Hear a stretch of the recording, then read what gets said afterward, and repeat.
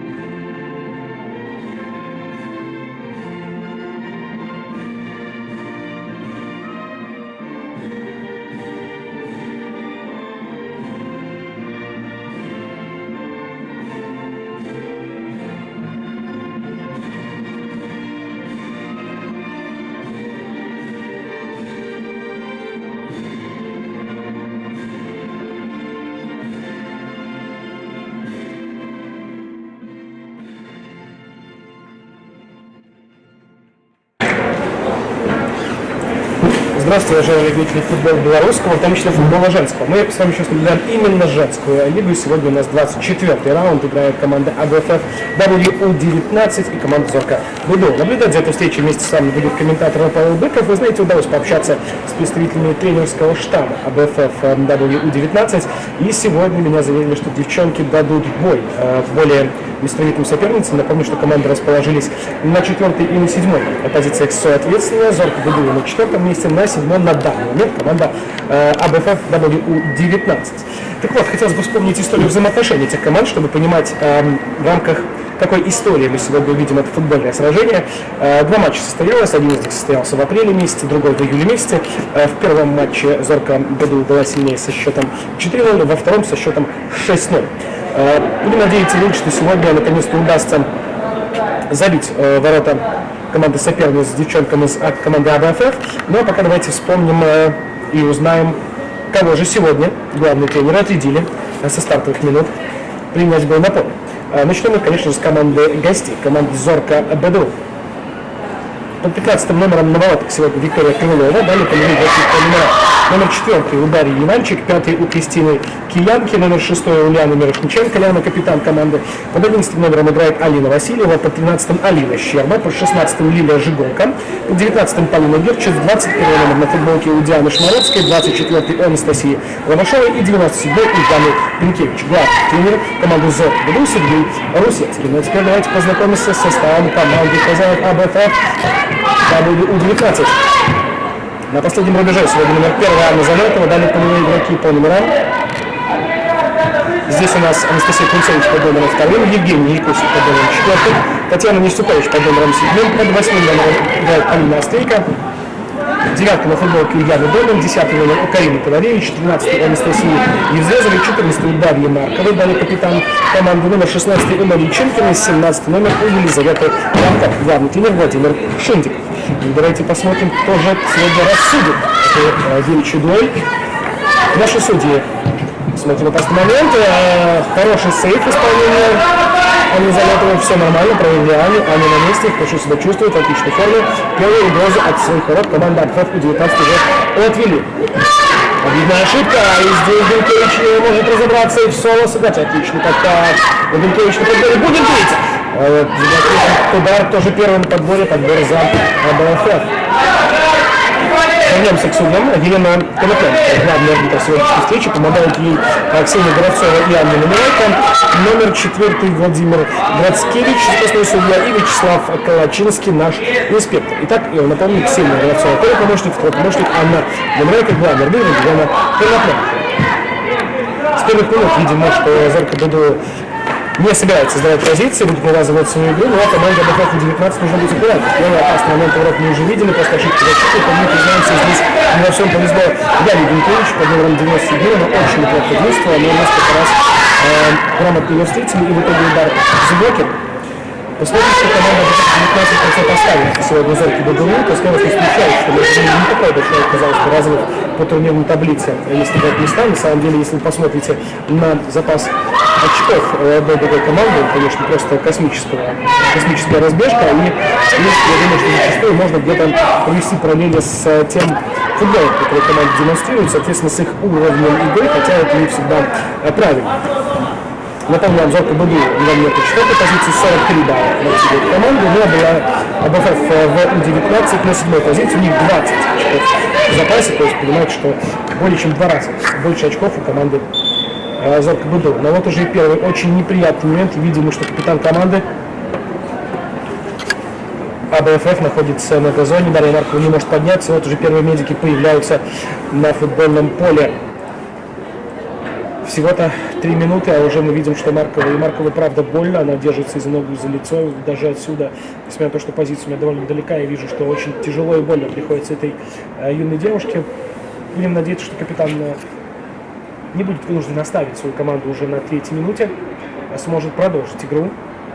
Но на всякий случай давайте вспомним, кто есть в запасе у Владимира Шиндикова. Там есть голкипер Мария Толстая под номером 22, Елизавета Гиба, 3-й номер у нее на футболке, 5-й номер это Анна Грузинская, 11-й Татьяна Фомченко и 15-й номер у Валерии Кунцевич. В то же время вспомним, кто есть в запасе у Сергея Русецкого у зорки БДУ. Там находится Екатерина Камлюк под 1-м номером голкипер, полевые Диана Смоловская под 7-м номером, Ольга Капыша под номером 8, Ксения Дубовик под номером 10, под 17-м Надежда Восковович, под 23-м Анастасия Клевко и 75 номер у Марии Качей. Пока мы видим, что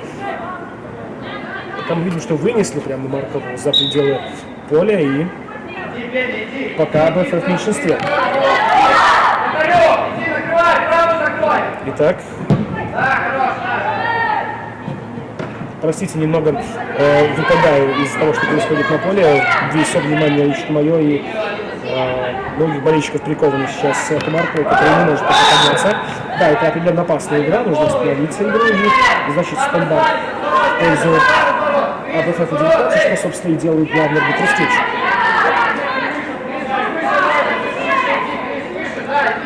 Анастасия Кунцевич думает, как следить с мячом, и вот такой заброс мы видим, но здесь Невзлезова следует побороться. И аут в пользу зорки БДУ.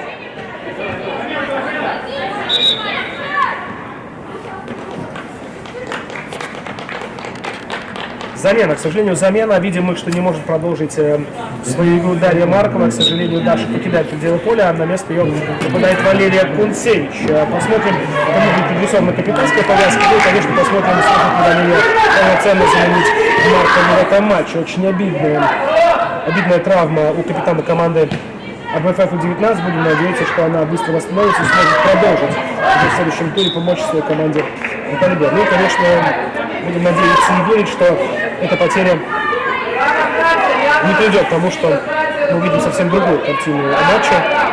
Трудно переоценить вклад Дарьи Марковой. Тот стиль, который проповедует команда, все-таки капитан команды просто так, как известно, капитанскую повязку не вручают. Ну а здесь уже еще одно не очень приятное столкновение. Судя по всему, это Жигорка. Нет, простите, Полина Герчиц. Все, Полина находится на ногах. В отличие от Марковой. Да, Маркова покидает пределы поля. Слезы на глазах у этой юной девушки. Пожелаем ей здоровья. Мы будем надеяться, что все-таки АБФ У-19 с потерей капитана не сломается, а наоборот воспрямит дух. Мы видим, что капитанская повязка достается Карине Товарищ.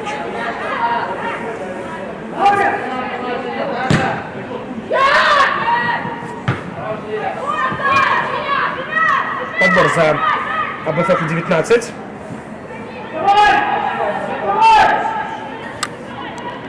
Очень плотно опекают. Здесь все ли в рамках правил? Герчиц там уж очень взяла за соперницу.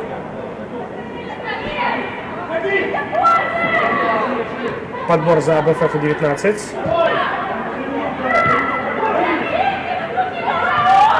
И залет включает в игру центральные защиты. Кунцевич. Значит, направо. Обязательно мяч покидает.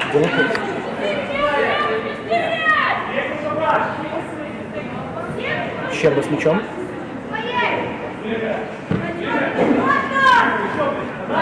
Попытка протащиться от Яны Бенкевича на тоненького мяч не венчалась успехом. В итоге мяч находится за пределами поля и очередной аут в пользу команды Зоркова БДУ.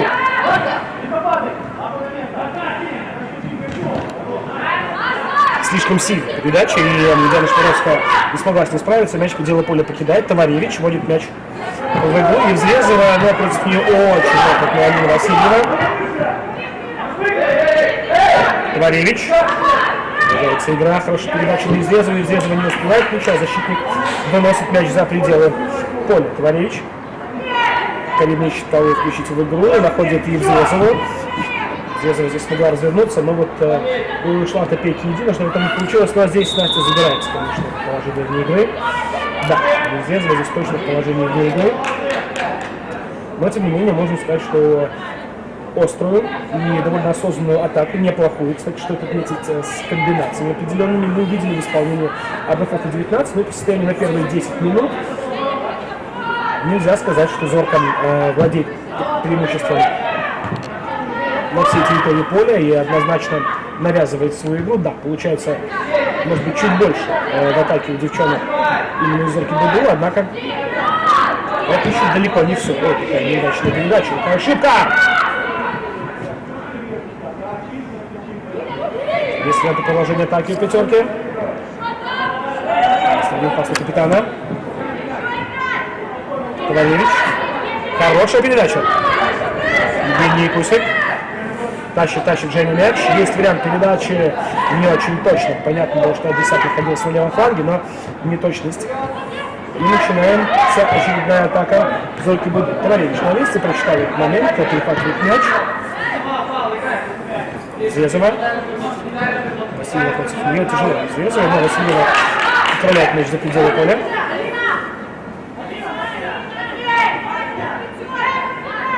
А нет, все-таки мяч уходит не от опытной Васильевой, а от Евзрезовой. Сбивает мяч вверх и покидает пределы поля.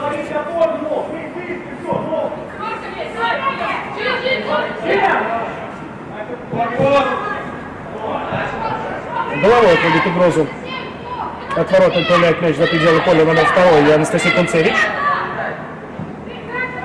Хорошее вбрасывание, такое зрячее на 5 номер Зорки БДУ. Подбор отсюда уже можно пробить. И следует передача, но заблокирован этот пас.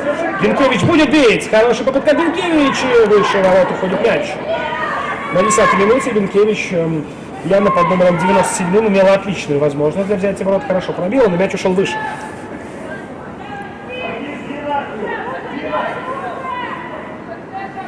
Анна Залетова.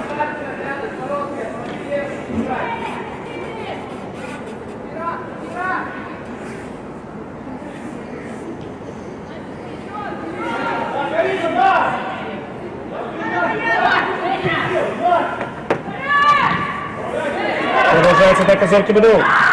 Бенкевич. Развернулась, будет овес. Есть прострел, заблокировано, но не очень удачный отскок. Можно бить здесь.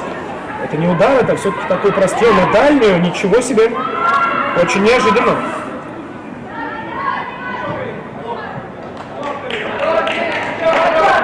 Отворот.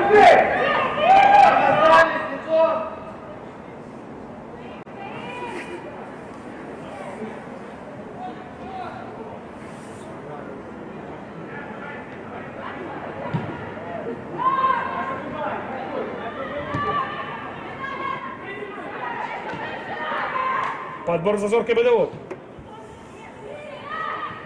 Перехват от команды АБФ и шанс начать свою контратаку. Неплохая передача налево. Юстюкович неплохо действует. Это не Юстюкович, это Евзрезова. Евзрезова очень неплохо сделала сольный проход.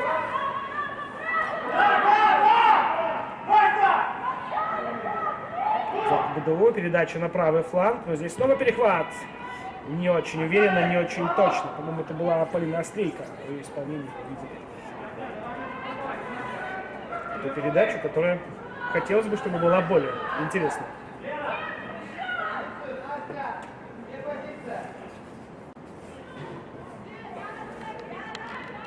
От ворот. Виктория Крылова. Не часто мы Викторию видим в деле, но вот, собственно, понадобилось нам 12 минут, чтобы увидеть Крылову с мячом. И обманные движения, передача на ближнего защитника на правый фланг от Крыловой. Неточный пас, и с мячом уже команда АБФФ. Передача направо, Ковалевич. Неплохо действует Карина. Довольно опасная перепасовка центр дефов. Особенно знаю, что там есть Кристина Киенко, которая умеет и перехватить, и сыграть. Надо быть аккуратнее.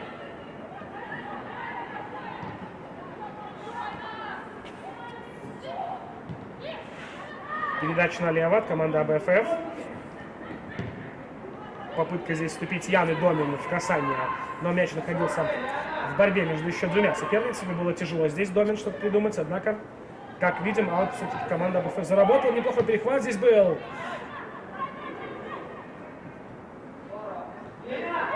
Здорово играет здесь Бенкевич.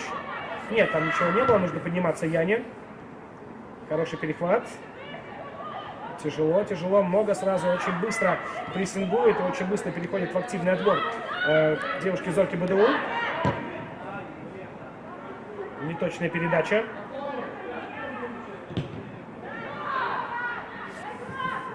Перехват. Якусик. Идет направо. Стукович есть на прострел. Не дают здесь добраться до мяча Евзлезовой. И уже Киенко с мячом. Нет положения вне игры. Мы увидим выход 1 на 1. Яна Бенкевич. По длинным курсам следует. Сразу двое защитников. Удара выше перекладины чуть-чуть. Очень неплохо Яна Бенкевич.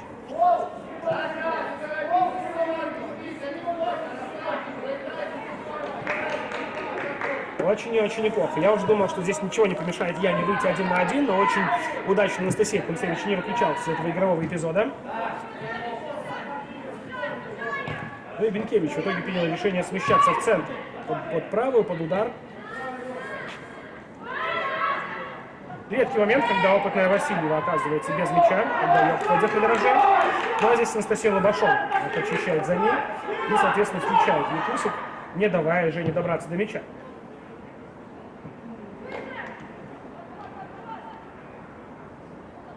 Борьба на левом фланге атаки команды АБФФ. Неплохо.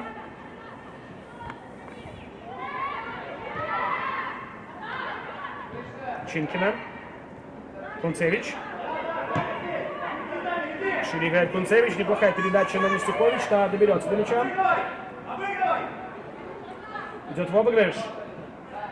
Здесь Ковалевич подчищает, помогает. Есть навес. Евзлезова борется до конца. Нужно бить. Снимает мяч с удара у Евгении Якусик. Стюкович неплохо.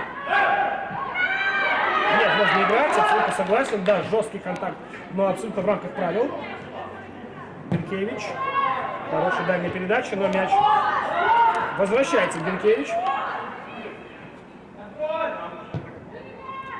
Сильно. Но здесь все-таки попадает мяч в Полину Гирчиц.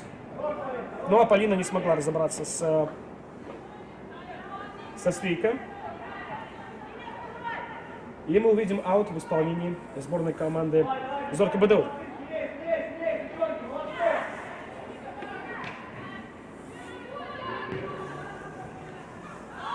Первые 16 минут, а счет у нас по-прежнему не открыт. Ну и, признаться честно, я присутствовал на матчах двух предыдущих этих команд, и могу сказать, что однозначно рисунок игры команды ВУ-19 стал поинтересней.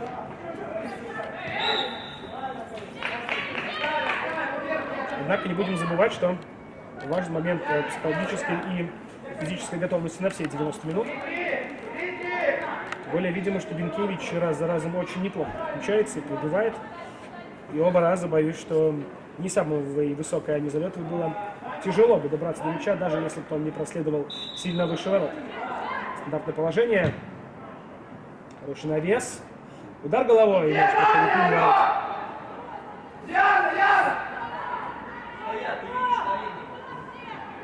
От ворот.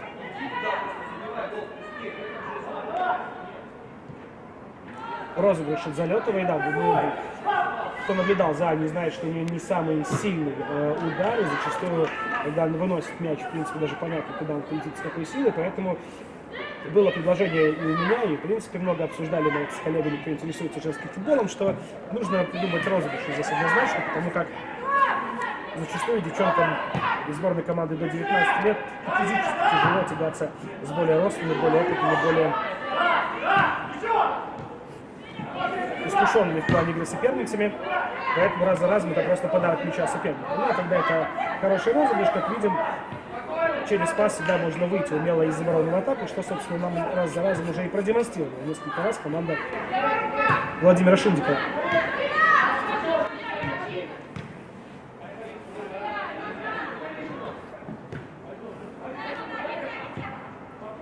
Включает в игру Анну Залетову Настя Кунцевич.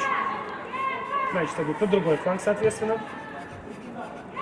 И попытка перевести вектор атаки налево. Увенчалась на успехом. 3 передачи, мяч уже там. Оставляет мяч в игре очень умело. Отсюда, к сожалению, не вижу номера игрока.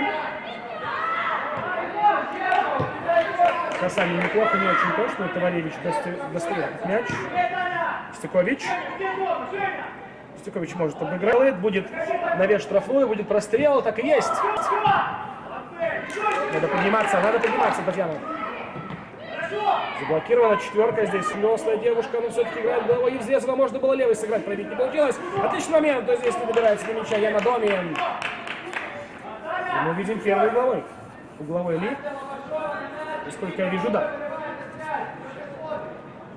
Без малого половины первого тайма уже позади. 19 минута, ну чуть-чуть уже будет. И останется ровно столько же времени, сколько девчонки уже сыграли. Видимо, что там не Кусик, и, по-моему, Домин. Потому что мы видим розыгрыш. Все-таки навес. Все-таки есть навес. Умело действует на выходе вратаря, выбивает мяч за пределы штрафной площади. Яна Домин борется до последнего. И все-таки нарушает правила в борьбе Яна. Быстрый розыгрыш стандарта. Янка.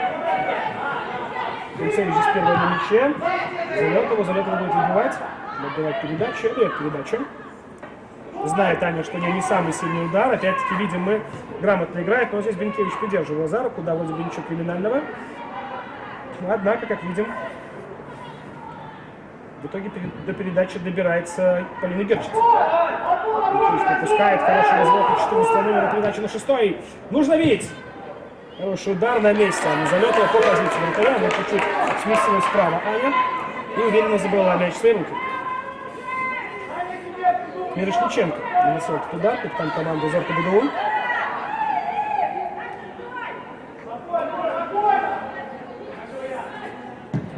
Бывает Залетова. Ну что ж, прогресс того, как эта леди обращается с мячом на лицо. Хорошая передача на левый фланг. Есть неплохо там Нестюкович подключалась справа, можно было отдавать эту передачу, не получается. В итоге Киенко, хороший подкат. Кунцевич, супер.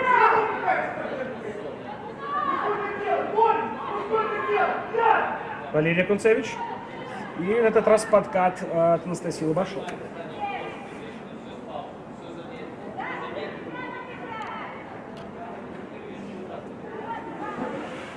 Аут в пользу команды АБФФ ВУ-19. Трудно здесь было развернуться. Опять на Киенку, там и Бенкевич. 2 в 4. Есть подключение от 21 номера слева. Это прострел мимо ворот, хотя очень-очень близко. Очень-очень близко. Там Шмаровская подключалась на левом фланге. Но за лучшее решили. Было принято решение нанести удар по воротам.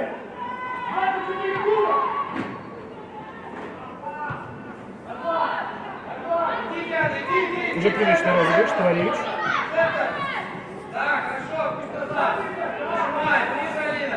Неточная передача на Татьяну Нестюкович. И, видимо, уже аут в пользу Зорки БДУ. Мирошниченко. Дальний удар слева и чуть выше. Очень неплохо. Ровно половина игрового времени первого тайма позади. 23 минута взяла свой старт прямо сейчас. Пока у нас все так же по нулям. Но я думаю, вы согласитесь, что пока очень и очень неплохо смотрится. Это игра, которая предлагает более именитому сопернику АБФ У-19. Степанович.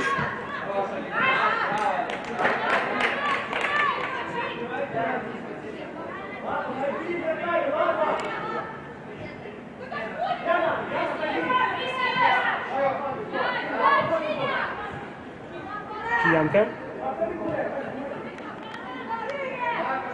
Мирошниченко дальше направо. Есть подключение. Снова Мирошниченко. Отличная игра в отборе. Киянка, Бенкевич.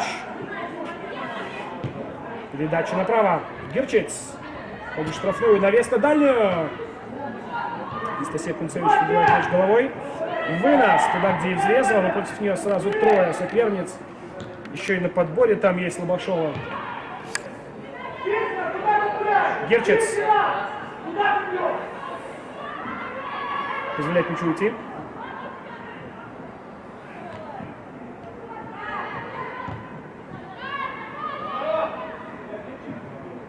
Бенкевич. Ляна очень неплохо пытался разобраться, но не получилось. Не хватило немножко. Капитану Зоркин. Аут в пользу АБФ У-19.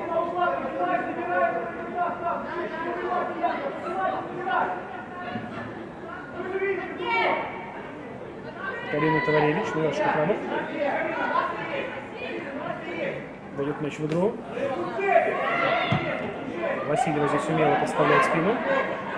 Янка. Неплохо. Товаревич.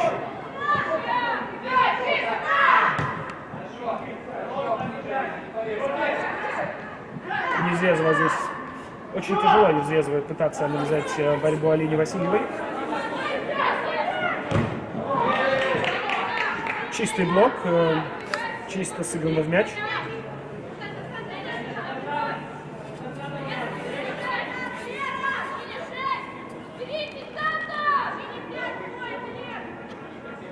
Возможно, понадобится медицинская помощь Алине Васильевой. Нет, Васильева, насколько мы видим, в норме. Может продолжить игру. Аут в пользу Зорки БДУ. Заброс на Киянку, но раз за разом очень уверенно действует Анастасия Кунцевич. Не знаю, как ваши ощущения, я за правый фланг обороны АБФ в виде Анастасии Кунцевич, который играет под вторым номером, пока спокойно.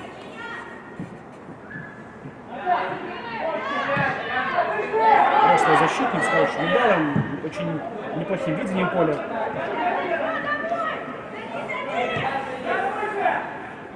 До последнего Валерия Кунцевич прессингует Викторию Крылову, который такой же 15 номер на футболке. Ну и, видимо, развитие атаки Зорки БДУ.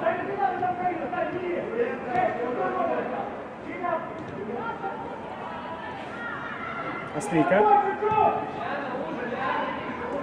Не очень точная передача от Острейка, но у нас 26 минут уже сыграно в сегодняшней встрече.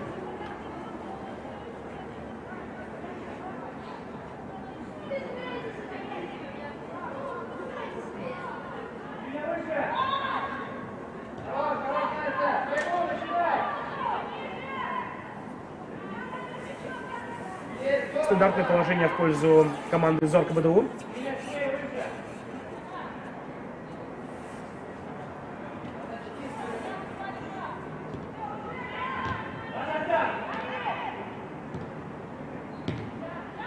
Перехват от АБФ.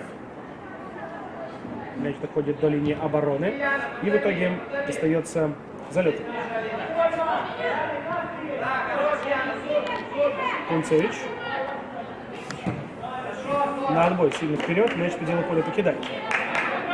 Алина Щерба выставляет мяча в игру на Бенкевич. Бенкевич очень неплохо действует. Нарушение правил, очень неплохой, интересный, потенциально опасный штрафной. Зарабатывает Зорко БДУ на 27-й минуте встречи.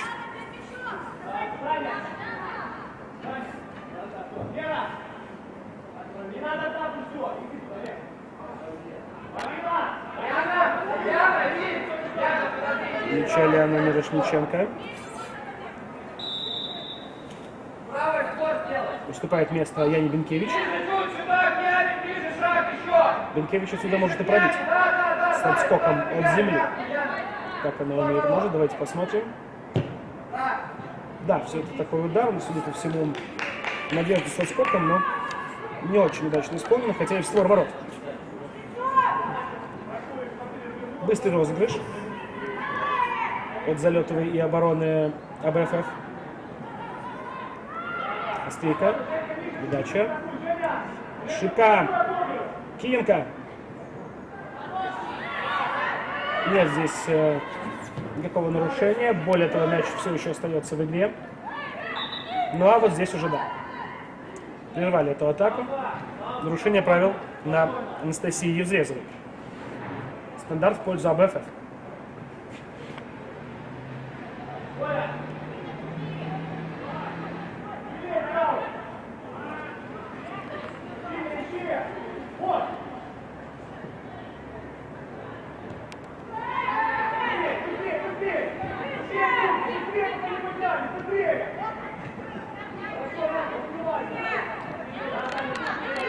Кунцевич.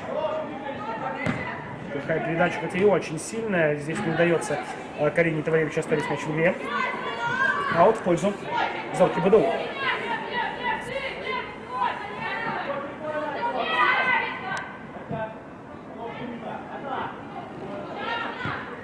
С мячом команда АБФФ. Без малого полчаса уже сыграна в нашей сегодняшней встрече. Треть игрового времени позади, пока у нас по нулям. И, скажу вам честно, пока этот матч наиболее интересный из того, что я видел в отношении игр АБФФ. И снова забирается Нестякович в офсайд. Болезнь это и Нестякович, и Евзрезовой. Раз за разом видимо, что есть интересные передачи, но очень-очень торопятся девчонки и забираются в офсайд. Либо, может быть, здесь есть момент какой-то несыгранности средней линии, которая раз за разом очень долго ждет. Мы наблюдаем, как... Что же такое? Как же так? Прощай! Нет, не прощает! А мне казалось, Киенко простила здесь. Вратаря не тут-то было. Недопонимание защитника и вратаря. Вот только мы говорили о том, что есть, возможно, некая несыгранность средней линии нападения. Как видим, ну просто ляп вратаря и центр дефа, который в итоге приводит к взятию ворот. 1-0. 1-0 на 30-й минуте. Киянка забивает. Номер 5. Кристина Киянка записывает свой актив взятия ворот. Очень обидно, очень обидно. Психологически неприятно очень, когда так полчаса есть условно равная борьба, есть все возможности для того, чтобы и самим счет открыть, а здесь тебе вот такое прилетает. Обидно, конечно, обидно. Есть над чем поработать в плане сыгранности, казалось бы, очень логичной связки центр дефа и голкипер.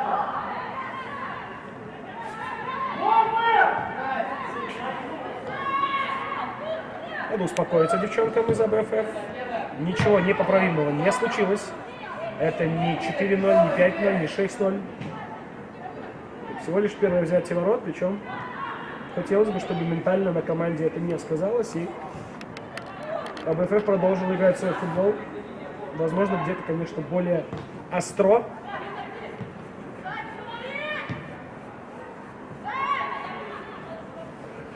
Киянка развернулась, отдала передачу.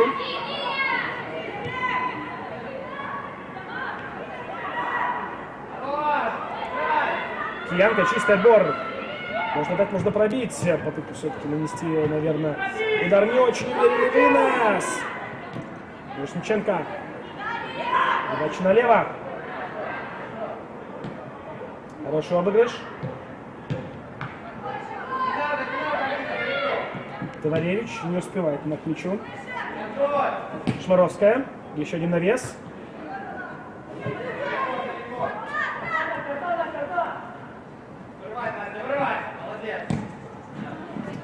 Нестюкович не добирается до мяча после паса Евзрезовой.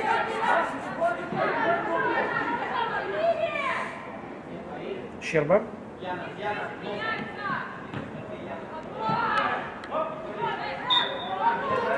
Да, фол со стороны Щерба, подталкивал она в спину Татьяна Нестюкович.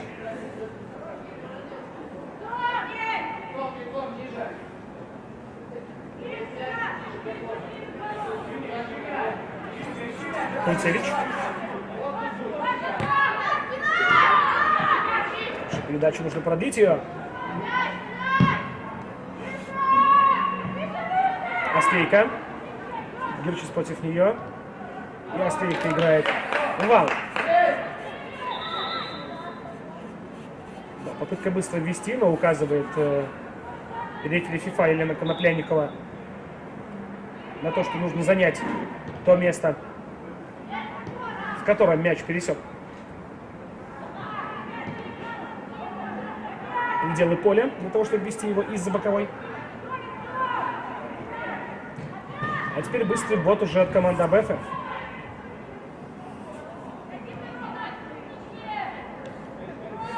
Анастасия Кунцевич. Мирошниченко здесь делает перехват. Рядом с ней Бенкевич. Бенкевич подбирает мяч. Но в итоге Анастасия Кунцевич отправляет его за пределы поля. Увидим угловое в исполнении Зорки Быду на 34-й минуте встречи.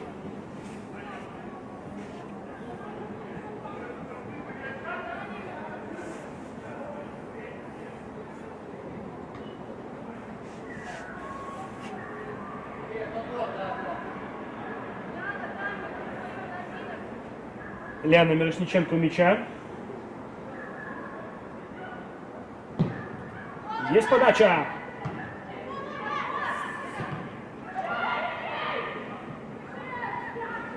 Бенкевич. Ходит штрафную, удар с острого угла на месте Анна Залетова. Ровно по позиции голкипера. Анастасия Кунцевич. Из этой дуэли выходит победительницей. Это было очень опасно.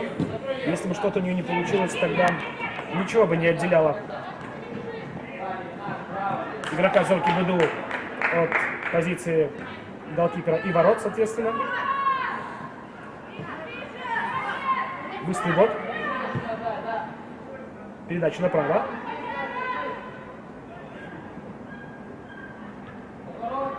Без ошибок действует оборона Зорки Быду, по крайней мере, пока. Чего, к сожалению, нельзя сказать о обороне АБФ. Очень обидный гол, который ставит команду в ранг догоняющий.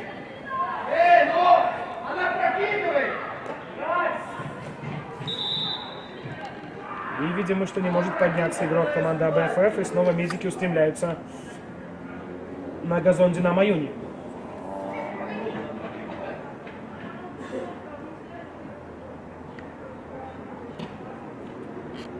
Мария Чинкина на газоне. Нашу явно больно.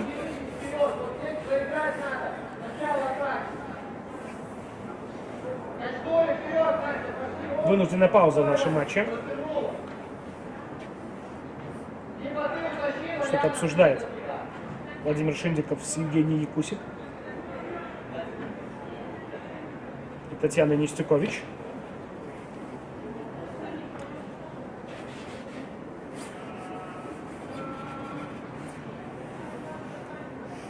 Итак, покидает пока поле Мария Чинкина. Будем надеяться, она сможет продолжить игру. Явно не хотелось бы, чтобы она тоже выпала из обоймы, потому что мы уже видели, как подобным образом полчаса назад Даша Маркова оказалась вне игры. Но Маркова на руках носили с поля, а здесь хотя бы при помощи партнеров по команде сама смогла покинуть газон Динамо Юни. Это юная спортсменка.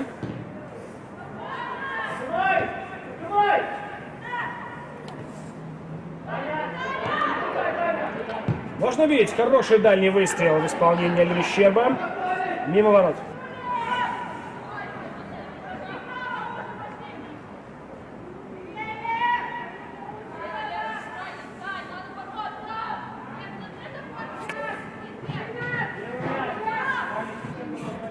Анна Залетова. Неужели мы видим вынос? Вот о чем я и говорю, что в случае выносов, когда за это выносит мяч, это просто подание команды соперника, как сейчас и вышло, и мы вполне себе можем увидеть потенциально голевую атаку. Герчец, Лабинкевич. Севтезова вовремя включилась. Стюкович. Невзлезова. Нужно бежать, Настя, нужно бежать. Нарушение правил, не будет здесь желтой карточки.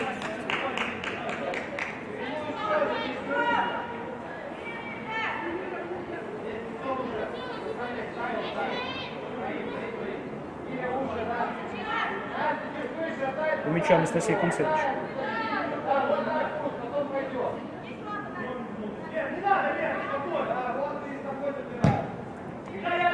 Хороший удар у Анастасии.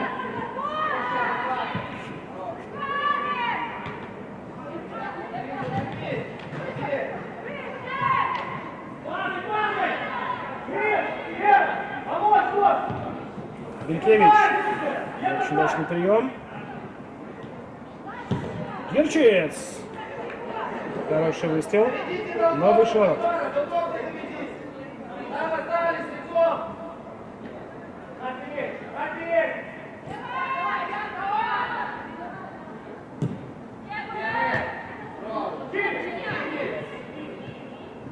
Ох как! Красиво пытался сыграть 97-й номер команды Зорко БДУ, но не подработав, не очень получилось.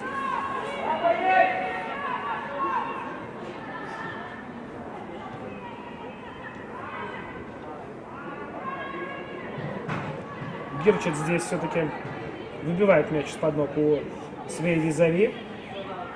И аут для команды АБФ. Смогла вернуться в игру Мария Чинкина.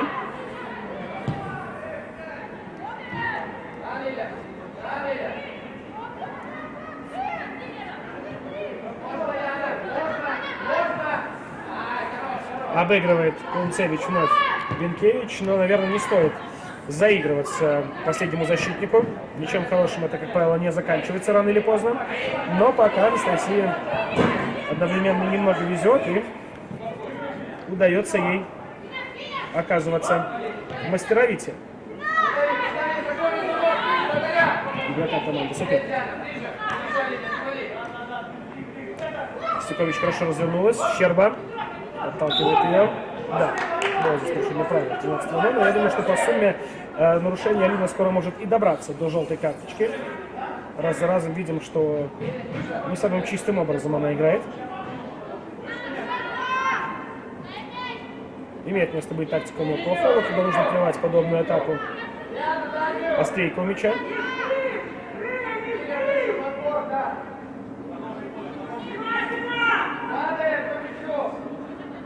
Подача от Острейка. Она же будет на подборе, судя по всему. Еще один прострел. Ну и здесь вот включается в игру Виктория Крылова. В этот момент, когда видим острый эпизод и момент ворот Зорки БДУ. Но неносный. И яростный ответ атаки. Здесь Тодоревич прихватывает за руку. Однозначно киянка, но с мячом осталось. Первым все-таки была на мяче представитель команды голубой формы. Ох, как неплохо здесь сыграла Мирошниченко. Шанс на контратаку. Очень технично сыграна Евгения Якусик. Женя супер сыграла. Нужно отдавать передачу. Есть передача.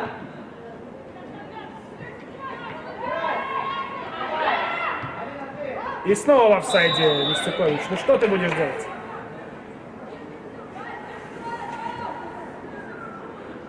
Тем временем остается буквально 3-4 минуты до перерыва в нашей встрече. Пока 0-1 Зорко БДУ лидирует. Ну и только что был отличный эпизод. Если бы опять не забежали в офсайд девчонки в порыве атаки, неплохой шанс мог получиться для АБФ, чтобы выровнять игру и уйти на перерыв с равным счетом, чего бы наверняка девчонкам очень хотелось.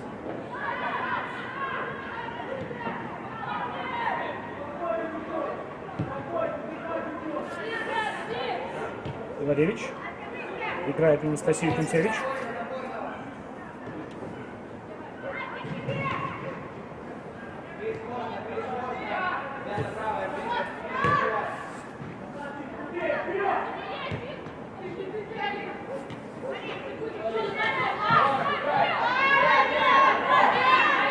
Продолжает. Дает продолжить игру главный рефери. Хотя видно, что здесь Евгений Якусик больно. Женя поднимается. Стеклович. Хороший расстрел. Первая на мяче. Виктория Крылова.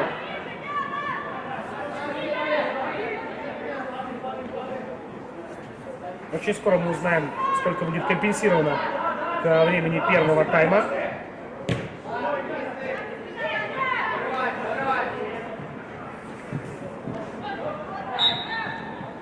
Это будет желтая карточка для киянки. Да. Получает желтую карточку Кристина Киянка за очень такой неприятный, некрасивый эпизод. Явно обыгрывала ее в такой техничной манере Анастасия Кунцевич, и Киянка просто взяла и зацепила соперницу сзади по ногам.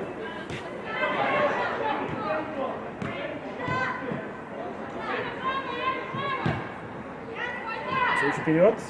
Стеклович пропускал и Евзлезова. Хорошо сыграно. И не смогла оставить мяч в игре.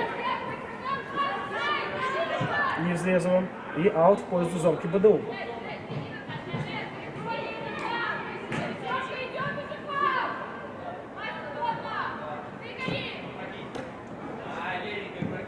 За пределами поля от Яны Динкевич. По-моему, от нее мяч покинул. Поле так и есть. И Карина Товаревич ведет мяч в игру. Минута до завершения основного времени встречи. И мяч за пределами поля.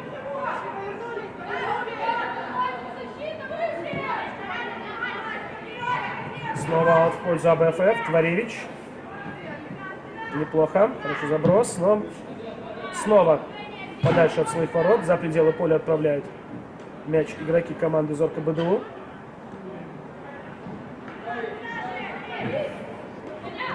Хорошо, Якусик развернулась. Нужно бить. Не очень точно цитирован удар у Полины Острейко. И показывает Полине подниматься. Елена Конопленко.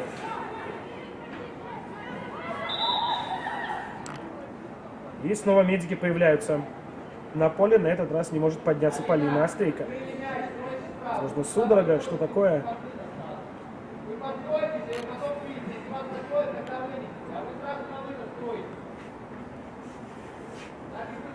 Показывает 2 минуты. Показывает хандрефери. Не исключено, что к этому компенсированному времени добавится что-то еще, потому что прямо сейчас оказывает помощь Полине Острейко. И Полина вынуждена покидает пределы поля вместе с представителем медицинской бригады своей команды.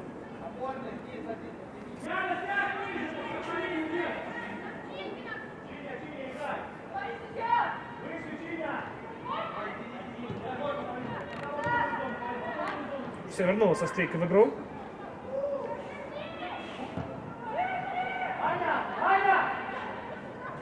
Советова.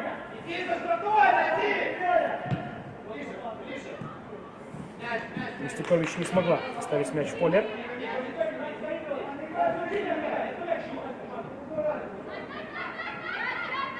Щерба. Заброс на Бенкевич. Бенкевич с мячом. Шнуровская. На Лобашову. И мяч уже на правом фланге. Вынос от Елизаветы Лапко. И один из, возможно, последних аутов в первом тайме.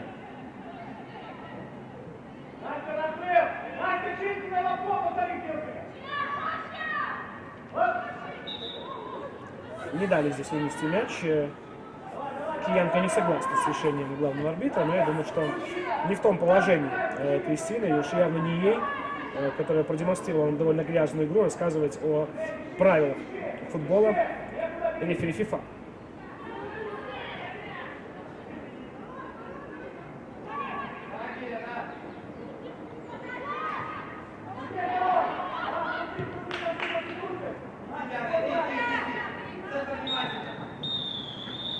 Слышим и свисток Елены Конопляниковой, который говорит нам о том, что основное время первого тайма позади, как фиксированное, небольшой перерыв, после которого придется не разменять трансляцию.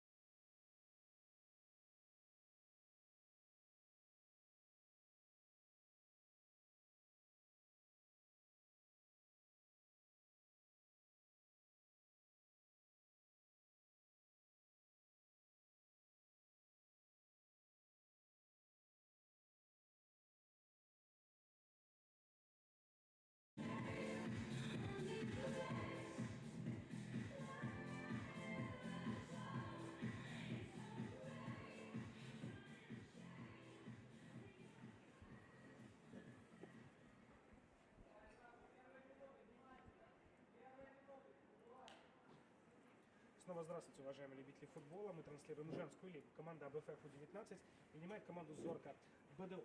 А после первого тайма счет у нас 0-1 в пользу команды гостей. Наблюдает за этой встречей для вас и комментирует для вас комментатор Павел Быков. Давайте вспомним составы, вспомним, как шел первый тайм. И, конечно, представим и главного арбитра нашей встречи вслед за всеми действующими лицами на поле.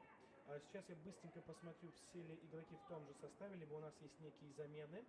Насколько я могу судить, пока, по крайней мере, иных замен, кроме тех, которые мы озвучили в первом тайме, у нас не произошло, а значит, я имею полное законное право познакомить вас с составами команд. Начнем мы, конечно же, с команды Зорка БДУ. На воротах 15 номер Виктория Крылова, далее полевые игроки по номерам. Номер 4 Дарья Иванчик, номер 5 Кристина Киянка, она автор пока единственного гола в этой встрече и пока единственный игрок, получивший желтую карточку. Далее номер 6 капитан команды Яна Мирошниченко, 11 номер у Алины Васильевой, 13 у Алины Щерба, 16 у Лилии Жиголки, 19 номер Полевой Гирчевец, 21 Диана Шмаровская, 24 номер у Анастасии Лобашовой и под 90 номером на поле играет Яна Винкевич. Главный тренер ЗОК БДУ Сергей Русицкий. Ну а теперь давайте вспомним и о девушках в голубых футболках. Это команда АБФ ВУ-19. Мы смотрим атаку и тут же перечислим состав команды. Итак, на воротах Анна Залетова, номер 1 на футболке. Далее полевые игроки по номерам. Номер 2 Анастасия Кунцей, 4 Евгений Якусик, 7 Татьяна Нестякович, под 8 номером играет Полина Острейко, под 9 Яна Домин, под 10 Калинита Товаревич. Именно у нее капитанская повязка стала после того, как была заменена Дарья Маркова в самом старте встречи, получила травму Даша. Вместо нее на поле появилась Валерия Кунцевич под 15 номером. Впереди на острие атаки Анастасия Евзезова. Далее номер 16 Мария Чинкина и 17 номер у Елизаветы Лобко. Главный тренер Владимир Шиндик. Помним, называю команду сейчас хозяев. Это команда АБФ ВУ-19. Ну и наши судьи. Судьи сегодняшней встречи. Главный судья — это арбитр ФИФА Елена Конопляникова. Помогает ему сегодня Ксения Горовцова и Анна Наливайко. Четвертый судья Владимир Грацкевич. Инспектор встречи Вячеслав Колочевский. Напомню вам о том, как команды играли в этом турнире. Я имел честь присутствовать на двух матчах этих команд. Оба раза сильнее была команда Зорка БДУ, причем первый раз со счетом 0-4, второй раз со счетом 0-6. Ну а здесь, как видим, после первых 45 минут у нас пока минимальный счет 0-1. Минимальное преимущество команды гостей. И то следует отдать должное здесь скорее не столько умению реализовывать, забивать и атаковать команду Зорка БДУ при всем уважении к их зоне атаки, а скорее к очень... Пытаюсь подобрать правильное слово, чтобы никого не обидеть. Очень, скажем так, неуверенным действием и плохой слаженности работы голкипера и центр-дефа.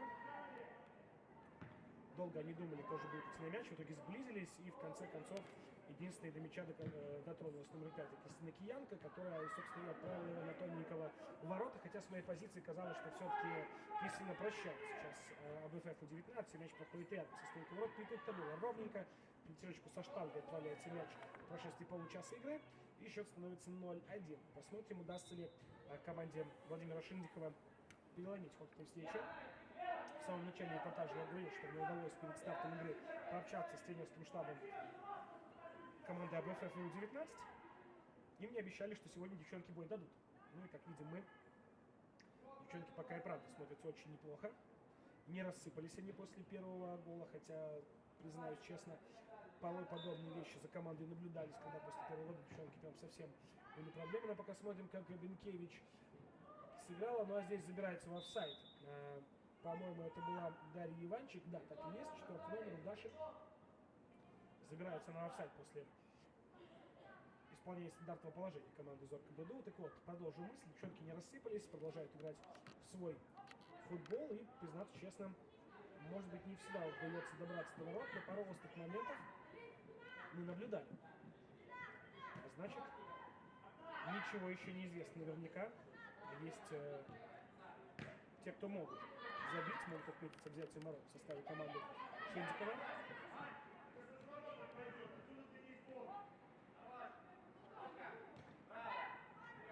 Васильева отлично сыграла, но здесь неуверенно играет Гирчиц, и мяч покидает пределы поля.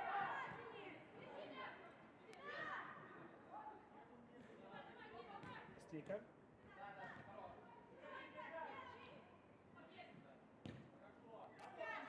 отмечает Полина раз за разом за Марией Чинкиной.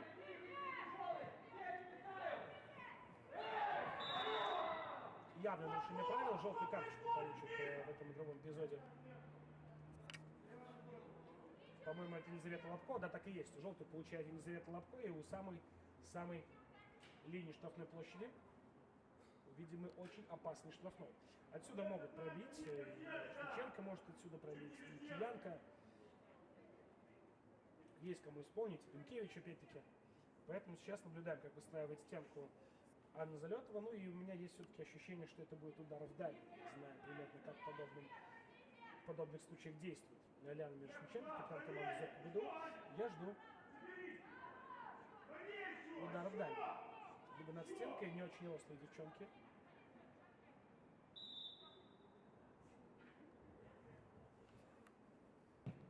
Так и есть, удар в дальний. И казалось бы, что уже все сделала здесь Анна Залетова, отразила отличный сейф, но на добивании почему-то оказывается самым близким к мячу оказывается сразу двое или трое игроков «Зорки БДУ». Почему-то защита никак не реагирует на сейф своего кипера, не спешит ему на подногу, ввиду чего мы наблюдаем второе взятие в рот. Счет становится 0-2 на 51-й минуте. Простите, пока не видел я, честно говоря, кто там в итоге во всей этой суматохе затолкал таки мяч в ворота.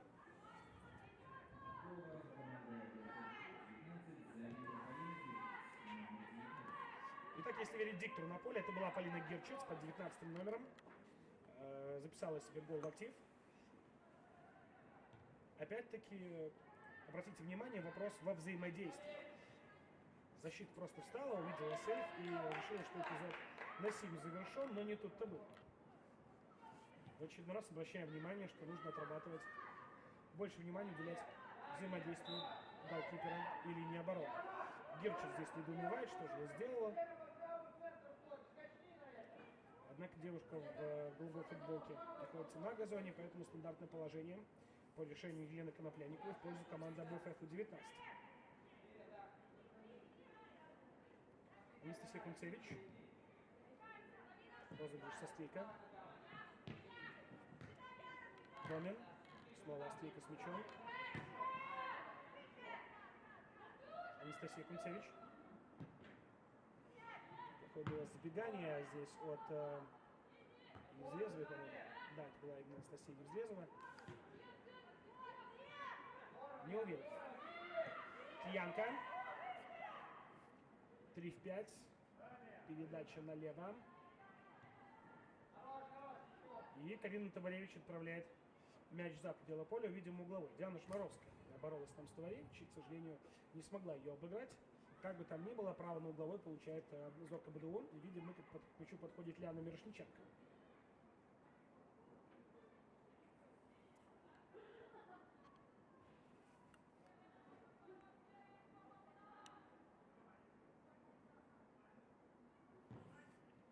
Хороший навес на 11 ближе 11-метровый в район центра ворот. Вбивает мяч за пределы поля. Девушки с команды АБФ. И увидим мы аут в пользу Зорки БДУ. Герчиц. Домин здесь, со Слейко вместе. С ней помогает. Ищет Полину передачу. Находит Якусик. Возможность есть отдать направо.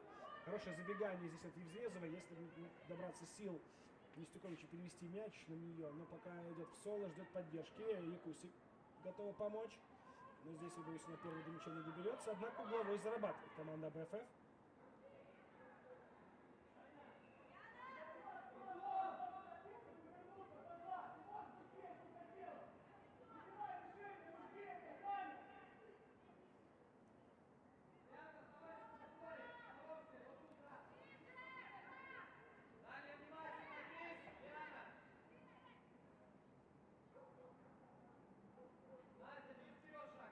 Шанс отвоевать хотя бы одно взятие ворот.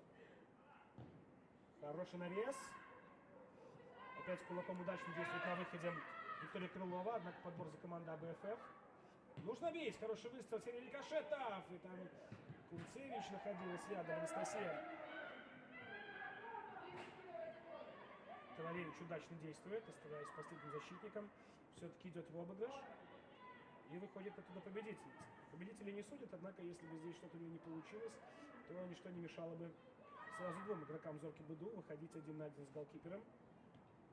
И при всем уважении к мастерству Анны Залетовой с двумя справиться намного сложнее.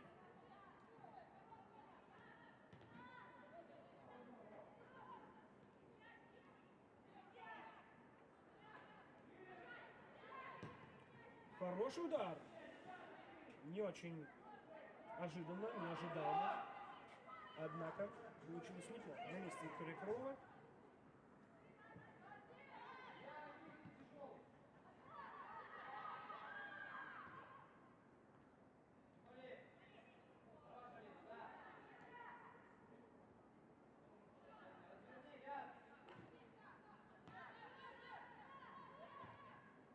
Передача направо. И Взрезова добирается до мяча. Яна Домин готова подключиться. Хороший прострел. И в итоге его прерывает Алина Васильева. Еще один угловой в пользу команды АБФФ РУ-19. Ну что ж, вот такой игры мы от этих девчонок и ждали. И очень радует, что команда воспряла духом, не сломалась. А я говорил уже, что были вопросы по психологической готовности к дружине Владимира Шиндикова. Да, понятно, со скидкой на то, что это девчонки до 19 лет, что это эмоции. Однако сейчас видно, что команда заряжена на борьбу, и 0-2. Совершенно еще ничего не ясно в этой встрече. Я думаю, что на гол Престижа минимум можем рассчитывать.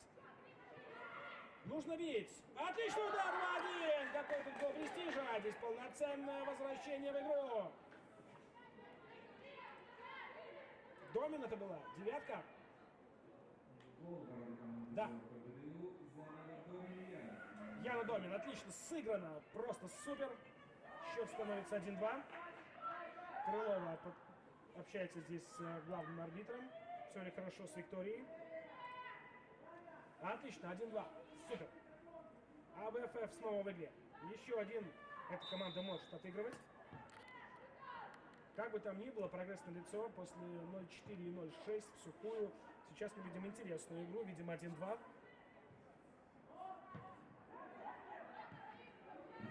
Ошибка защитников здесь. Взрезова была готова быть первой, но не получилось. Вот здесь. Здесь уже Крылова. Убивает мяч куда подальше. Но команда АБФФ 19 полна решимости очень быстро развить свой успех. Что абсолютно верный подход, на мой взгляд. Домин. Да, штрафной на Домин. Очень перспективный штрафной. Здесь досталось Яне. Не смогли в рамках правил ее остановить. И мы увидим очень неприятный стандарт.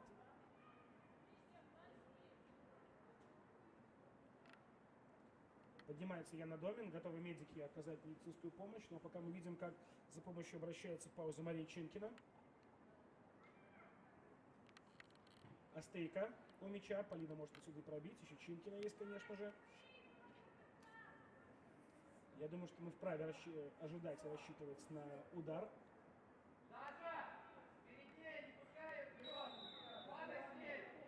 Остейка сильно, высоко, не точно. Явно не лучшим образом нанесен удар.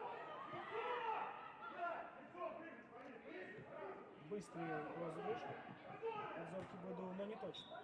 Покидает мяч по делу поля, а вот в пользу АБФФ РУ-19.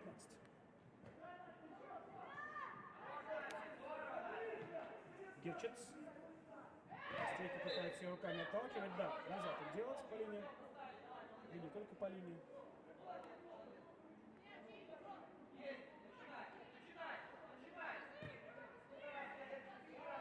Взрезова. Акцентированный прессинг от АБФФ РУ-19.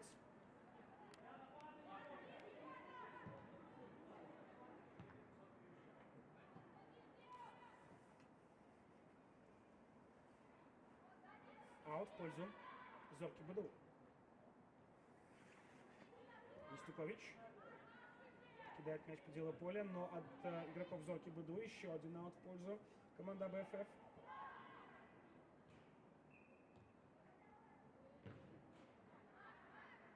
Заблокирован выстрел Анастасии Кунцевич. Аут в пользу Зорки. Янка удачно открывается. Получает мяч. Передача направо. Герчец. Касание очень неплохо сыграно. Но здесь уже не доберется до мяча Дарья Иванчик. Далеко, правда, было. От ворот. А тем временем сыграно 2/3 игры. 60 минут минуло. Полчаса для того, чтобы выровнять эту игру у команды АБФФ, ну либо у Зорки БДУ для того, чтобы расставить точки над «и», забив третий мяч. Понятно, что могут быть вариации по счету. Может быть и 3-3. Много есть вариантов, но пока мы живем в реальности, где счет 1-2. Зорка БДУ пока выигрывает.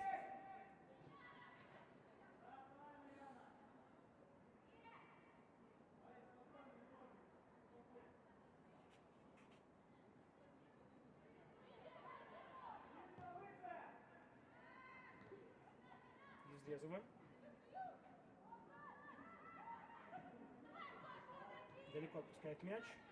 Вполне логично, что рано или поздно должны были у нее тут мяч отобрать, что, собственно, и случилось. Излезова неплохо здесь, но не наступает на мяч. Нет здесь нарушения правил. Абсолютно я согласен с решением Елены Конопляниковой.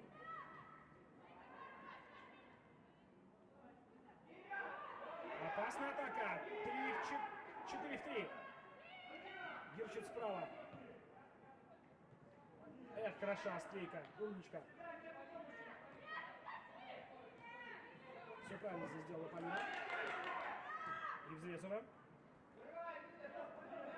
Неплохо. Домин. Евзрезова закрывает мяч корпусом. Но все-таки Дарья Иванчик убивает мяч из-под ног 13 номера команды АБФФ. Еще один аут в пользу девчонок в голубых футболках. Полина Стрейка. Евзрезова тяжело развернуться. Неплохо 15 номер здесь действует. Напомню, что под 15 номером вышла на замену Валерия Кунцевич в первом тайме на 3-й минуте. Евзрезова опять не дают развернуться. И это угловой. Угловой в пользу команды АБФФ У-19. 62 минуты сыграно. Отличный шанс вернуться в борьбу.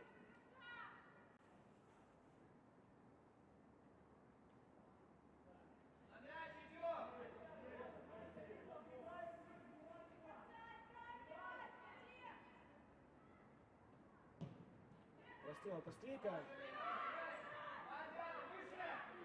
Домин пытался подстроиться под удар, не вышло. Товаревич. Сильный перевод от Товаревич. Герчец. Ну и здесь на выходе умело действует Виктория Крылова. Герчец.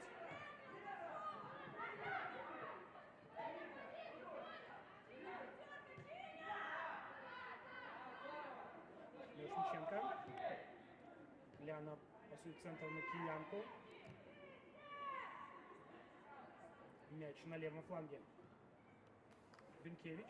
Не так заметно Бенкевич во втором тайме. С мячом Бенкевич. С острого угла забивает мяч в ворота. Вот это да! 3-1. Зорка БДУ лидирует в этой встрече. На 64-й минуте забивает Яна Бенкевич, номер 97.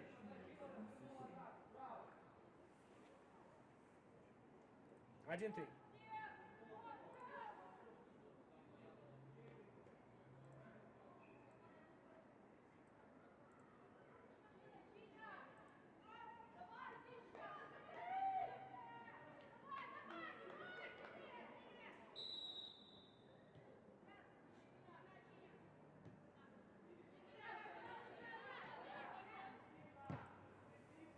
Попытка быстрого перевода не очень получилась, однако на подборе все-таки команда АБФФ. Евзрезова. Простите, это была... Вот сейчас Евзрезова. До этого была, наверное, Юстюкович. Похожего формата. Схожий визуально и антропометрически. Стрейка.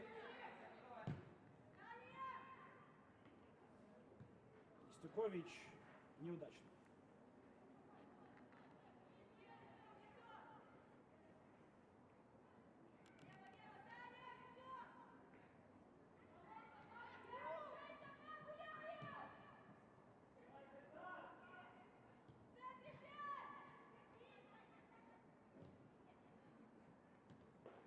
Бенкевич, автор забитого гола. Киянка. Гирчис готова помочь на дальнем фланге, на противоположном. У нее следует передача. Отличная скидка, но очень неудачный выстрел от Мирошниченко. Стала подрабатывать, получила от Гирчис мяч и тут же решила пробить.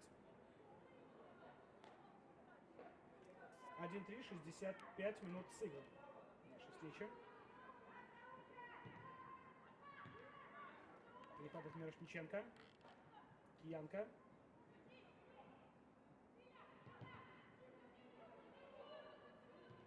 Анастасия Кунцевич на Карину Товаревич. Но в итоге мяч выбивает мне из-под ног Диана Шмаровская.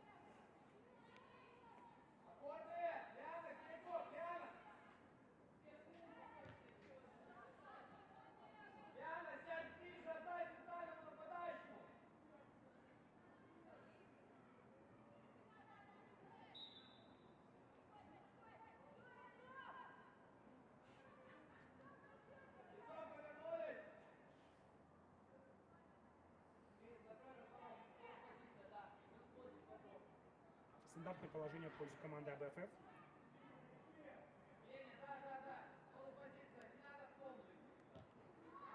Кунцевич отыгрывается с партнером по команде. Товаревич удачный в обыгрыш, пасует на Евзезову.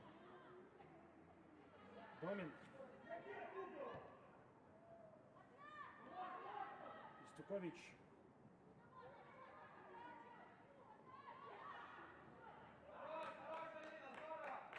Неудачно сыграно.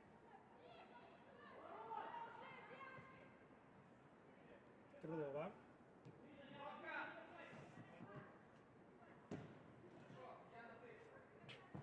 Остейка промахивается по мячу. Бенкевич. Скиянка отдает пас на Бенкевич. Дальше управляет Гирчиц, но Полина не успевает к мячу. И мяч выносится в аут. Елизавета Лобко.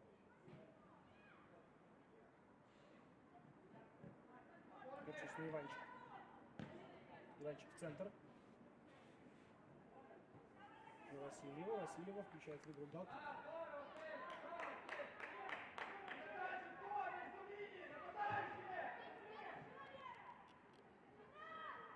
Хороший перехват. Тут же большими силами устремляется Зорко Быдуев в оборону. Домин. Неуверенный пас от Яны Домина и на Васильева с мячом. Проходит передача на Гирчиц.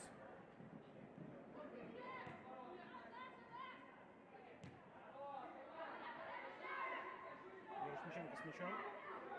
Может пробить, может отдать.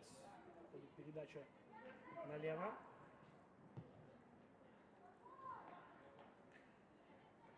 Догонит. Не смогла догнать Истюкович мяч. Поэтому аут в пользу команды Зорко Быдуева, которая пока выигрывает 1-3, а у нас тем временем минула половина второго тайма. Сыграно 3 четверти игры, 68-я минута началась прямо сейчас. 69-я, простите, 68-я завершилась.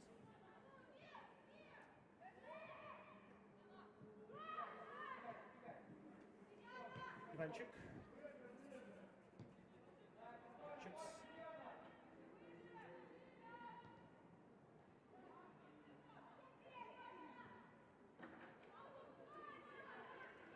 Сильно вперед, и здесь Евзезова, а против нее Лилия Жиголка. Крылова. Передача на Васильева. Гирчис пыталась сразу в касании покинуть мяч вперед, не получилось. Аут в пользу АБФФ.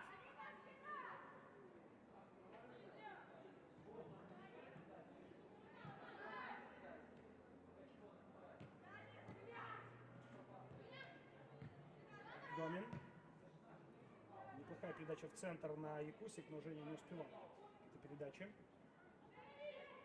Жаль, конечно.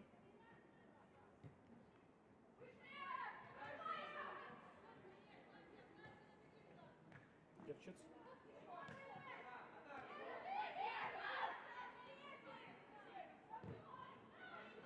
Хороший перехват.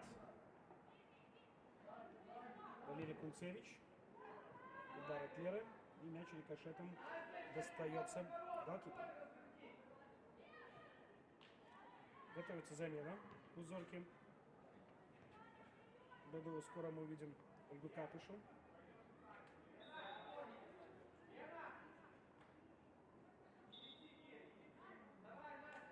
Да, Капыша появляется вместо Анастасии Лобашовой на 70-й минуте. Поле покидает Лобашова Анастасия.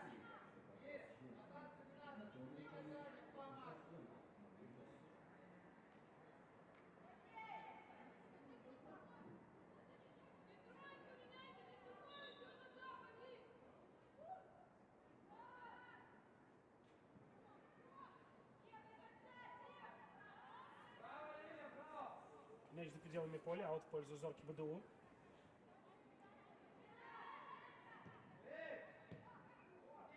Киянка отлично в касании. Бросает на Диану Шмаровскую в забег по левому флангу. Шмаровская входит в штрафную. Опасный рикошет. И удачно Яна Домин закрывает мяч корпусом, который попадает в пределы поля. И тут же еще одна замена уже в составе команды АБФ У-19. Вместо Марии Ченкиной появляется Татьяна Фомченко. Поле покидает Ченкина Мария. 16. На поле выходит Фомченко Татьяна.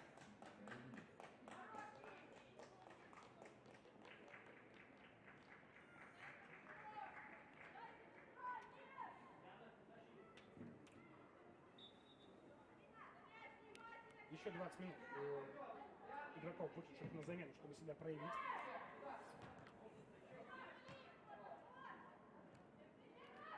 Ренкевич неплохо обыграна. Не успевает за мячом Диана Шмаровская.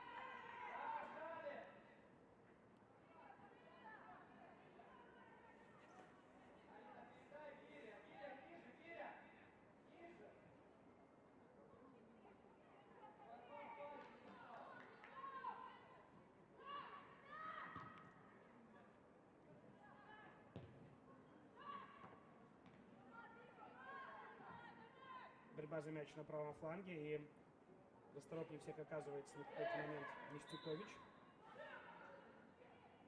Однако потом нарушает правила в попытке отобрать мяч у Алины Щерба. И стандарт в пользу Зорки БДУ, которая пока одерживает верх по ходу встречи со счетом 1-3.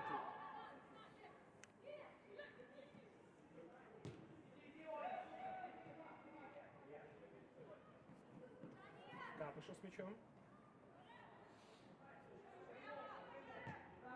Хорошая передача. Мирошниченко. Мирошниченко дальше. Шмаровская на углу штрафной. Офсайд.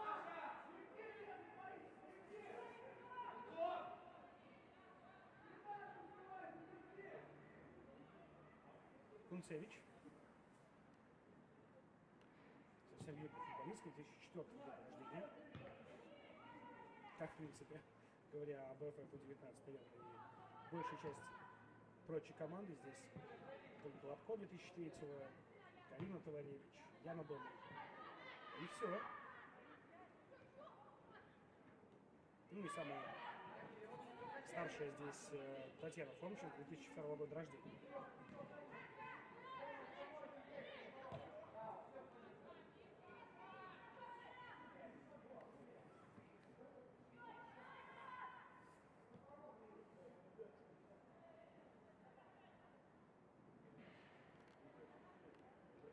Отличный пас могла сейчас получить шестой номер Зорки БДУ на фланге, но не получилось.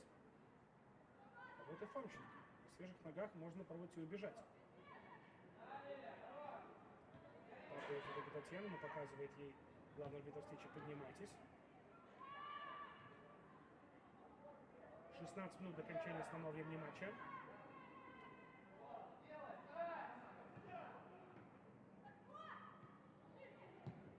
Капыша. Хороший удар у Ольги, но выручает здесь Арна Залетова. Играет кулаками, мяч взмывает вверх, покидает пределы поля. Мы увидим угловой, который будет реализовывать Зорка БДУ.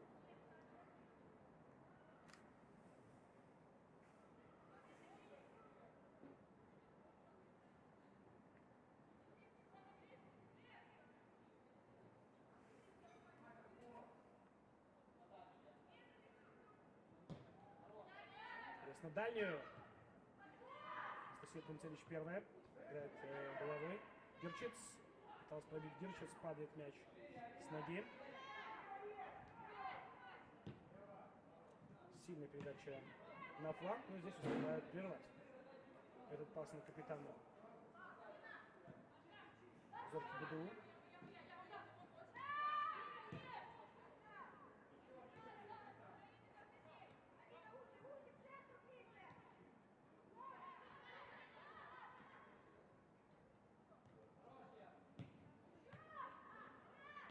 Истюкович отыгрывается с Анастасией Кунцевич. Кунцевич отправляет мяч на правый фланг для Карины Товаревич.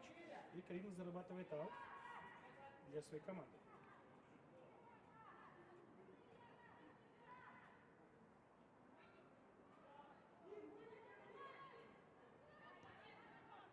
Хороший шанс. Неплохо на правом фланге. Истюкович, заблокированный удар. Можно пробовать еще раз постелить. Но, видимо, что раз за разом тяжелее обыгрывать Щерба. Лучше, наверное, все-таки, да, делать ставку на прострелы. 1 в 1 я сегодня не вспомню момент, когда Щерба была обыграна Татьяной Нестюкович. Домин.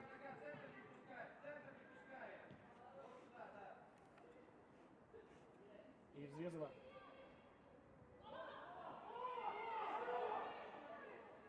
Не было ничего в данном эпизоде, по мнению Елены Конопляниковой. Замена в составе команды Зорка БДУ. Появляется Мария Качеева вместо Дианы Шмаровской.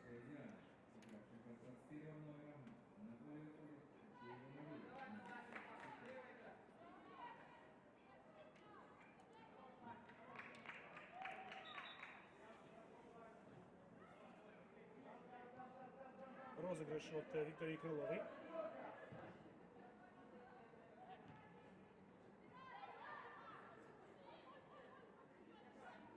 И мяч у команды АБФ. Домин. Гирчиц принимает эту передачу, однако с мячом все-таки Елизавета Лобко.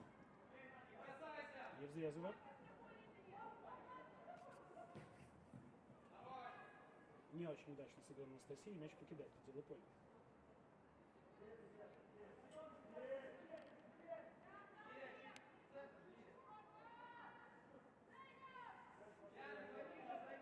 Крылова с мячом.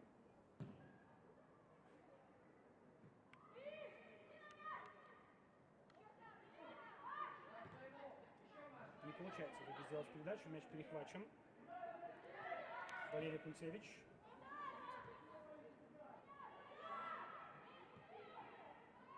Истюкович штрафной. Есть навес, и там первая на мяче Валерия Крылова. Доберись тут до мяча. И Взрезова было бы все иначе. Капыша. Было нарушение правил на 8-м номере Зорки БДУ. —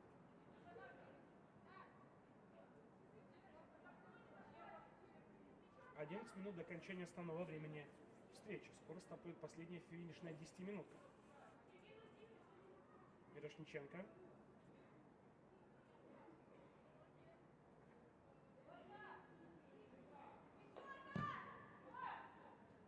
Делаем варианты. Ходит Капышев. Капышев пытается обыгрывать и в итоге зарабатывает аут для своей команды.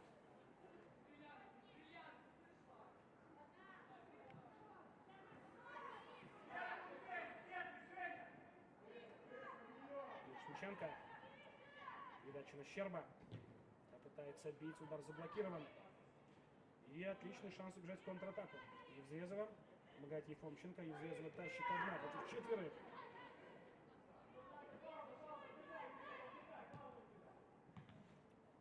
К ответной молниеносной контратаке.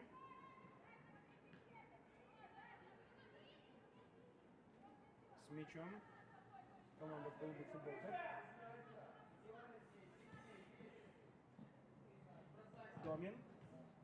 На Евзрезову. Евзрезова не смогла справиться с мячом, и тут делает таки да.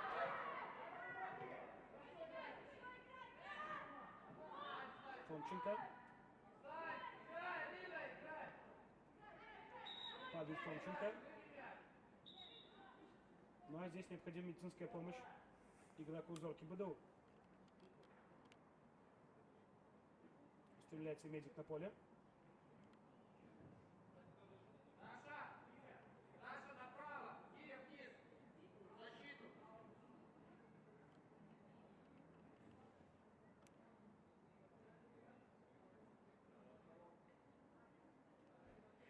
Требуется помощь Щерба.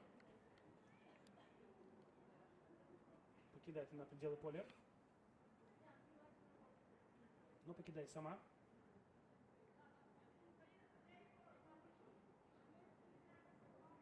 Будем надеяться, скоро сможет вернуться и помочь своей команде. Тем временем готовится замена. Кстати, ее и менять сейчас будут. Судя по всему, есть определенные проблемы. Ксения Дубой появится в игре под номером 10. Раз заменить на 13 номер Алина Щерба.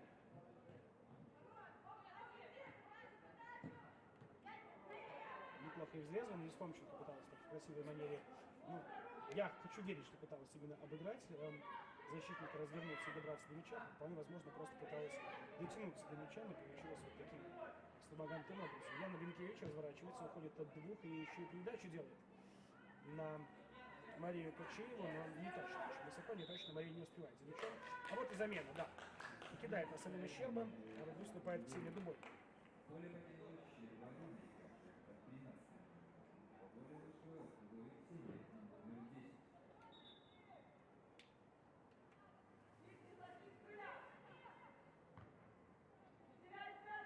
Аут. Еще один аут в пользу АБФ. У нас 8 минут до завершения основного времени встречи.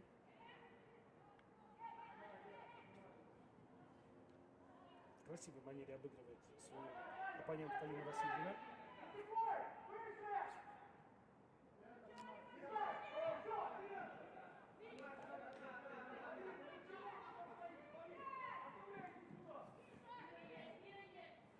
Дубовик вырезает очень неплохую перспективную передачу. Ну а здесь Яна Дома становится на пути мяча и развивает очередную атаку АБФ. Фомченко. Последнего Фомченко преследует.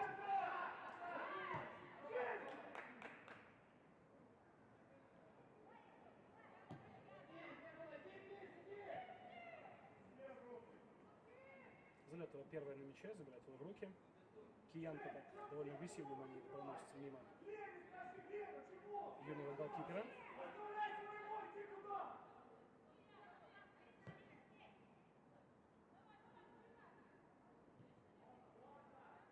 Анастасия Кунцевич. Опа.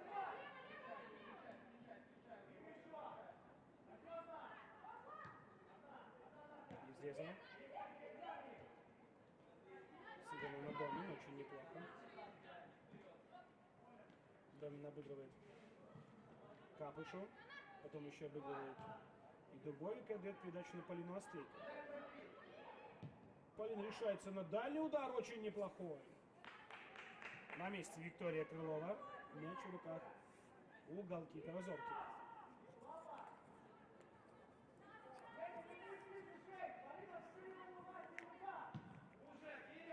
Вынос в район центра поля. Лапко. Неудачно сыграно на вынос. Нужно подчищать. Острейко. Острейко вырезает идеальную передачу, но не на партнера, а на соперника. На Ольгу Капушу.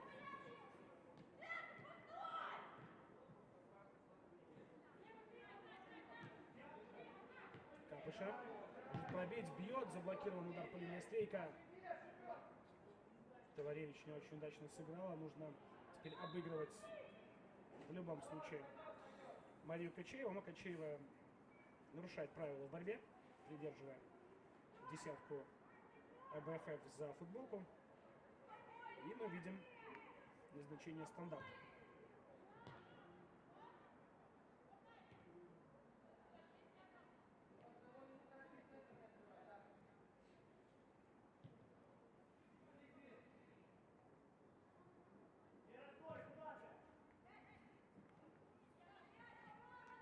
Попытка Анастасии Кунцевич отправить мяч минуя среднюю линию сразу нападающим, не увенчался успехом. Герчец. Капыша, но не тут-то было. Удачно вступает в борьбу Яна Домин. И Взрезова не успевает за мячом. Который раз у Анастасии, судя по всему, есть определенные сложности с обработкой спортивного следа на скорости.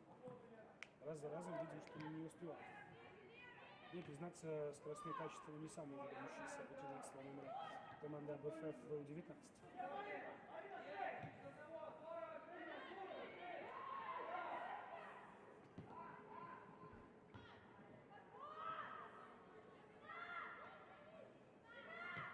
Кусик.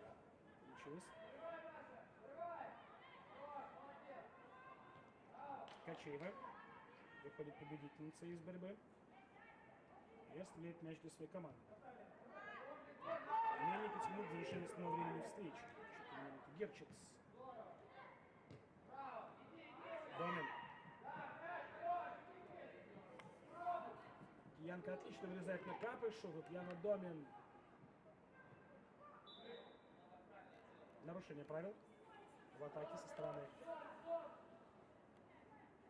Зорки БДУ. А у нас остается 3 минуты до завершения основного времени встречи. Стейка. Концевич. Стюкович. Одно касание. Снова с мячом Полина Стейка. Плохо сыграно. Показывает, куда будет забегать Евзрезова, но неточная передача, и атака захлебнулась. Да, не права здесь Яна Домин. Получает на свою заслуженную желтую карточку. Да, так и есть.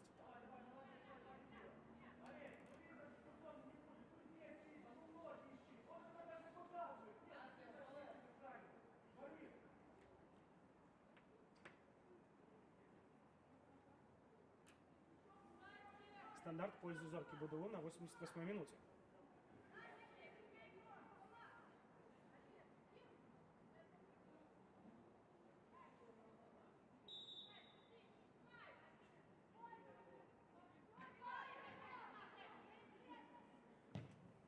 Все-таки это, наверное, такой уверенный прострел, который была готова замкнуть Мария Качеева, но не удалось. Итак, 1-3 у нас пока ход встречи. Не уверен я, что за 2,5 минуты что-то может кардинально измениться. При всем уважении не очень я верю в камбэк с разницей в 2 мяча со стороны АБФ У-19. Да, все может быть, но должен быть некий ресурс, за счет которого команда собирается менять ход встречи. Пока я этого ресурса у подопечных Владимира Шиндикова не наблюдаю, но определенный прогресс, причем очень существенный. Напомню, что я видел 2 предыдущие встречи этой команды. 0-4-0-6 и 1-3. Это, конечно, небо и земля, тем более и по содержанию игры АБФ очень сильно добавляет. Да, это очень неприятное нарушение, это желтая карточка. Да, досталось здесь.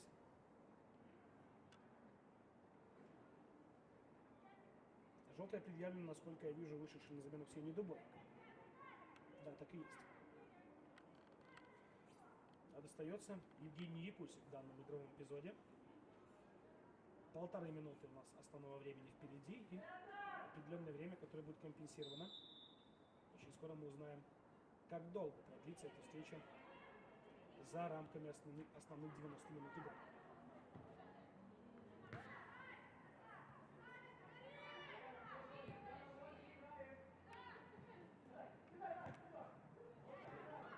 Фомченко. Достается Фомченко. Еще одна желтая карточка, судя по всему, будет. Нет, пожалела здесь Алина Васильевна, главный арбитр встречи Елена Конопляникова. У нас готовится еще одна замена. Очень скоро мы увидим, как Диана Смоловская появится на поле. Кого она заменит, тоже скоро мы узнаем. По логике, наверное, все-таки Киян. Положить.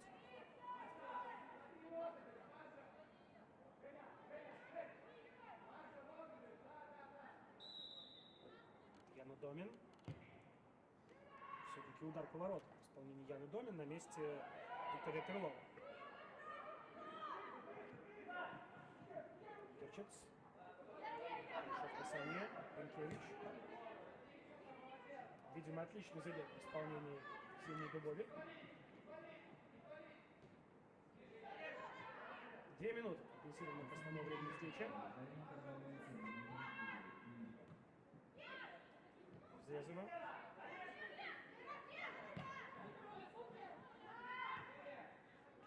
Мирошниченко. Передача на Качееву. Качеева отлично обыгрывает. Да, нарушение, жесткое нарушение правил, совсем без шансов. Желтая карточка. Для игрока команды АБФФ пока не вижу, кто это.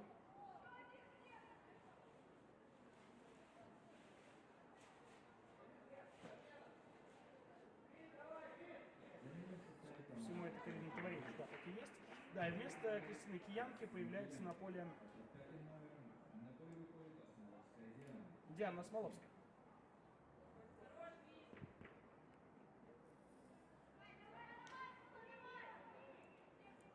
А мы смотрим за очень опасным потенциально стандартом, который может изменить счет на поле.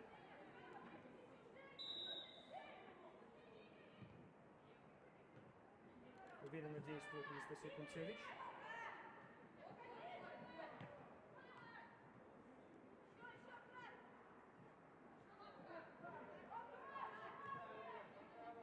Фомченко.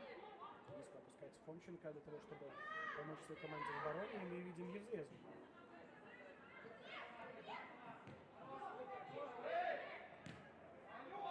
Стык, но игра продолжена. Домин. Аут в пользу команды. Очередная замена. Отыграла свою Яна Бенкевич, покидает на пределы поля. Вместо нее в игре появляется Анастасия Кривко.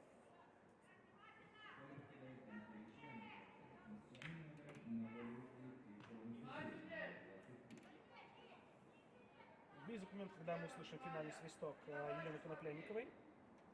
Ну а пока аут в пользу команды АБФ. Острейка. Делается, да, покидает все-таки мяч в пределы поля. И на этом все. Спасибо, уважаемые любители футбола, за то, что были сегодня с нами. По итогам встречи команда АБФФ ВУ-19 проигрывает со счетом 1-3 Зорки БДУ, но поверьте мне, если вы следите за прогрессом команды АБФФ, прогресс налицо, команда действует интересно, комбинированно. Не могу сказать, что команда заслуживала сегодня такого поражения, но история не помнит процесса, история помнит результат. Результат 1-3. Спасибо, что были с нами. С вами был Павел Быков. До новых встреч в эфире.